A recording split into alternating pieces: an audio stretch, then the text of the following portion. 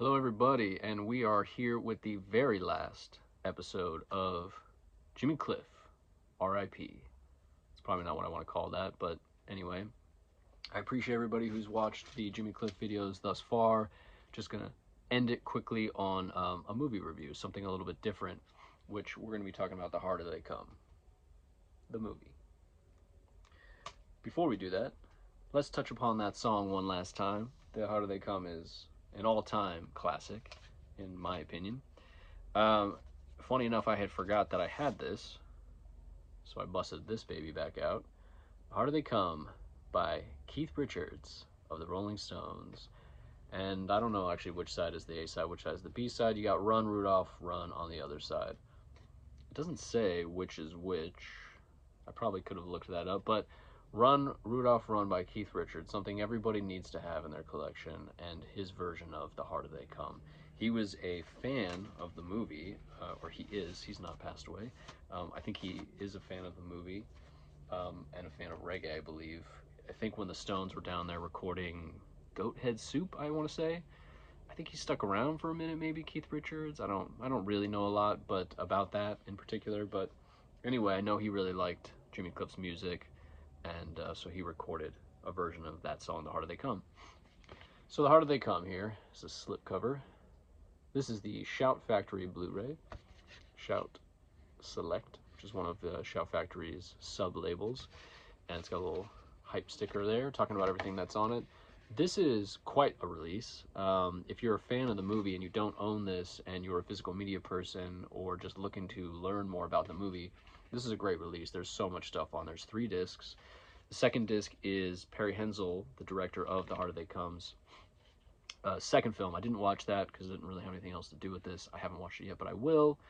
And I think it's called No Place Like Home, and so the second disc is all about that movie. There's also a documentary about Perry Hensel on disc 2, so just to touch on those really quickly. Disc 1, however, I'll just read you quickly here. We got a new 4K scan from the original 16mm negative. The Harder They Come was shot on 16mm, Super 16 to be specific, which at the time was a little bit newer in the early 70s when they were shooting this. And then it comes with a new audio commentary with the author David Katz. He's the author of Jimmy Cliff, an unauthorized biography, which I've not read actually. I'm kind of interested to read it, to be honest. And I listened to the commentary track. I have watched this movie quite a few times recently. The commentary track by him is good. It stops with maybe like 35 minutes left of the movie to go. So it was interesting, but not amazing. But it was, I listened to it so you don't have to, basically. And there's a lot of great features on here. One and All, The Phenomena, The Harder That Comes, a short little documentary feature about it. Hardwood to Travel is the actual making of the film, and that one is about 50 minutes long, and that's really good. Interviews with a lot of people who were around the production, as well as some old interviews with Perry Hensel. There is a vintage interview with Jimmy Cliff, which is great, and producer Arthur Gibson and director Perry Hensel. Those are all really good and informational. And then the music video, of course, for The Harder They Come is on there. Disc 3 has a bunch of stuff too. It's a little bit of a mix between stuff about Perry Hensel, stuff about his second film, and then stuff about The Harder They Come. So just quickly touching upon the features on this. I love this artwork. I'm sure I talked about it when we talked about this release, but it's so good, man. I love this photo, which in the film, one of the many things I love about the movie, there is a sequence where his character does this photo shoot, and it's funny because it's like doubling as artwork for the movie, and it's also used as part of the plot in the film. It's so good. So The Harder They Come, it's it opens with a seaside shot in Jamaica, but not like beautiful. Not that it's not beautiful, but not like resorty, I guess is what I want to say. It's not like that kind of stuff. It just looks like it could be anywhere in Jamaica, and it looks like it's raining, and I think it's not raining though. It's just the grain of the film, because it's a very low budget independent film, this thing, and there's a lot of shots that are kind of out of focus, a lot with low lighting, stuff like that. But again, I find all that kind of charming about this movie because I think it just adds to the naturalism and the realism that this film kind of brings to me anyway. So yeah, opening shot, it's kind of this little beach, not a beach, but just an oceanside shot, and then a bus comes trickling around the corner, And boom, we're right into it because You Can Get It If You Really Want by Jimmy Cliff hits as the bus is coming around the corner. And then we meet Jimmy Cliff's character on this bus. His name's Ivan Martin, who is based on a real bad guy, outlaw, that was in Jamaica in the 40s and 50s, I believe, called Reagan. Reagan, I think is his name. And that was kind of part of the impetus to Perry Hensel creating this project. Was it was sort of based on this guy Reagan, who was a real outlaw and kind of liked by people in Jamaica, I think, because he was standing up for the common everyday person who maybe felt like they were not getting what they deserve in life. So the simple plot of the film is Ivan, played by Jimmy Cliff, comes into the big city looking to, make it big in music. As soon as he hits the big city, he's ripped off, loses all his stuff. He's got to kind of figure out what to do. He falls in with a bad crowd. And at the same time, while he's kind of doing stuff with this bad crowd, he, is also trying to find an into the music. So these two things are kind of happening simultaneously. He is doing some bad stuff, getting a gun, working in the ganja trade, and through that he ends up killing some cops and he goes on the run, but not before he is able to record the song "The Harder They Come," which becomes kind of his anthem, and the people in the country of Jamaica are like kind of in a way rooting for this outlaw to not be caught by the cops. So this was the first feature film made in Jamaica by Jamaicans, which I thought was really interesting. And again, as I said, it's a real independent film. It's not for everybody because it a lot of times it just feels like an extended music video. Part of the reason I like it is it's a really great music film because the soundtrack's so great. But it takes you to a time and a place in a country where, especially at the time, nobody really knew a lot about the real life in Jamaica. You kind of in this movie, you never see. You see at some point like a nicer hotel, but it's, I think, a bit of a dream sequence. Other than that, you don't really see that. You're just involved with everyday Jamaicans and the scene and the city as seen by them, right? And it was a huge hit in Jamaica when it came out because they all were very happy to have seen a film where they were represented. And that's what a lot of the features talk about that, and that's really cool to know that about that.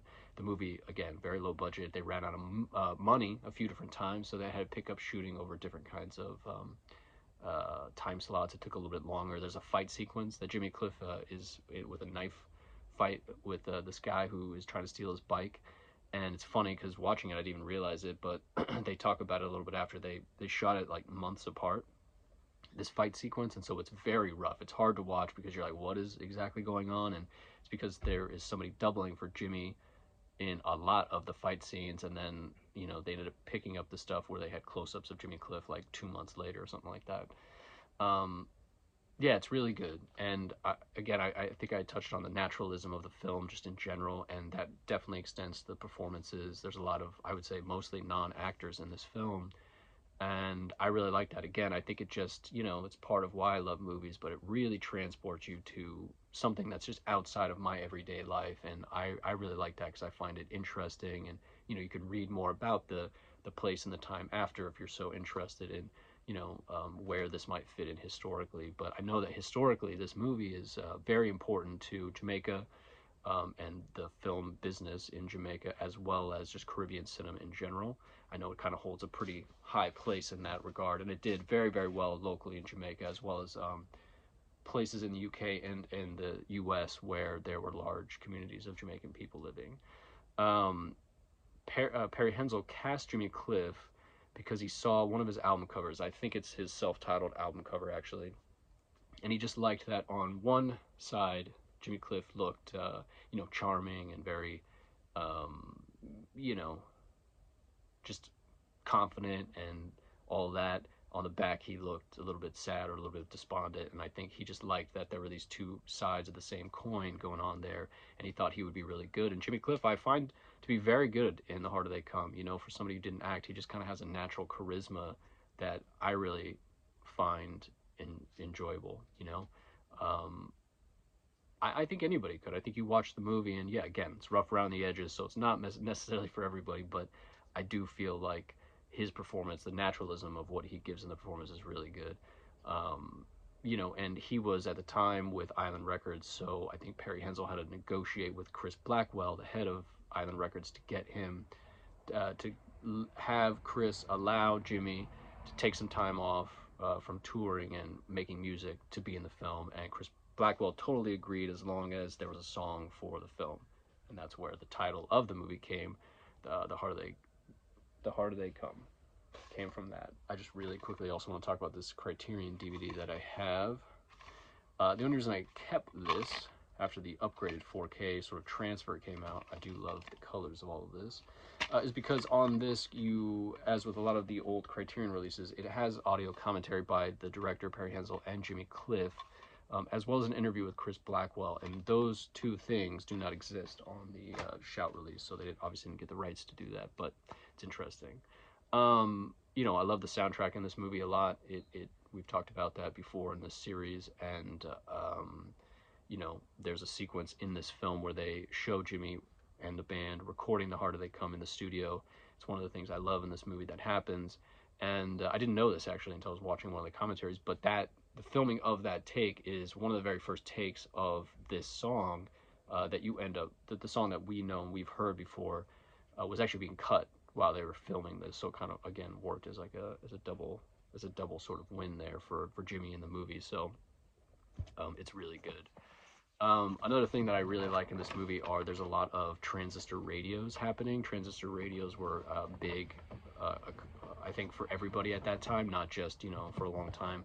I think you had to have some money to have like a radio or a transistor radio, but they're everywhere. People are riding their bikes with their radios, people in their cars listening, everything. And so I love radio ads in movies because, you know, it's taking you back to a time and a place. I don't personally want to listen to radio ads now necessarily, but what I would love is a whole disc of, you know, radio ads from this movie released, because I think that could be really cool. Or the, you know, a 3-disc version of this soundtrack or something, and one of them is like song radio ad, like you're listening to the radio.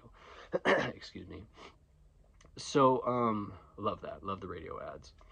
I'm trying to think what else I want to say about the film. There's not really much else to say. I really just think it's truly a great music film. It's worth watching if you can find it, and if you're into Jimmy Cliff. If you've never seen it, I highly recommend it, because I do think it's something different than what you've seen before. You know, it came out in the early 70s, 1972, first Jamaican film made by Jamaicans. All that to me makes it very, very interesting. I don't have, just quickly to transition into the other thing that Jimmy Cliff did act in, I had showed a 7-inch, which I should have brought down, of him and Elvis Costello. There was a movie called Club Paradise starring Robin Williams that Harold Ramis of Ghostbusters directed in the late 80s. And I actually rewatched that. I don't have a copy of it, so I just rewatched it online. But I kind of was surprised how charming it was. And again, Jimmy Cliff was really, really good in it. The Robin Williams character and Jimmy Cliff's character kind of are best friends, if you want to say, on the island that Robin Williams moves to when he's trying to retire from being a fireman, and their dynamic is pretty good. Jimmy Cliff is really charming in it. There's a couple things that I found funny about the movie. There's a plane where they hire basically this plane to charter guests to come down to this resort that they're starting together, and the plane is called the Charter They Come. So I thought that was pretty funny. And Peter O'Toole is also in the movie, and it's kind of interesting. Eugene Levy, Rick Moranis. It's got a good supporting cast. It's not some amazing comedy, but it is kind of fun because it's about 15 years after The Harder They Come. So to see Jimmy Cliff at a different point in his life and career doing another performance in a big film, a big comedy at least at the time, with a huge star Robin Williams, it was kind of interesting. So it's an easy watch if nothing else. Anyway, that's it for Jimmy Cliff. Just wanted to talk about that quickly because if you haven't seen the movie The Harder They Come, I do recommend it. The Shout Factory release is a great way to watch a good transfer of the film if you're looking for that. But that's it for that. Come join the Steve Kilby experience over on the Church of Kilby / the Steve Kilby Show. That's going strong and not stopping anytime soon.